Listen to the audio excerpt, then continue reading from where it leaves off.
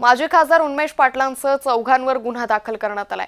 देवगिरी सहकारी बँकेची 5.33 कोटींची फसवणूक करण्यात आली असा आरोप आता करण्यात येतोय। बँकेकडे गहाण मशिनरी विकल्याचा दावाही करण्यात आलाय।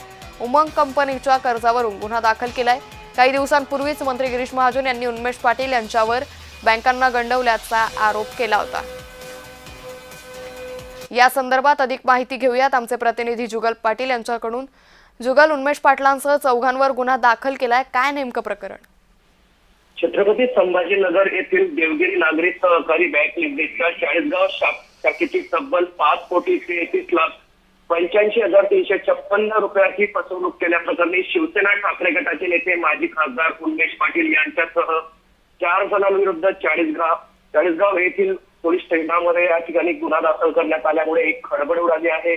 यामध्ये उमंग व्हाईट गोल्ड प्रायव्हेट लिमिटेड या कंपनीच्या नावाने घेतलेले औद्योगिक कर्ज न भरल्याने ते एनपीए झाले होते, त्यामुळे ही कारवाई करण्याचं या ठिकाणी समोर आलेला आहे।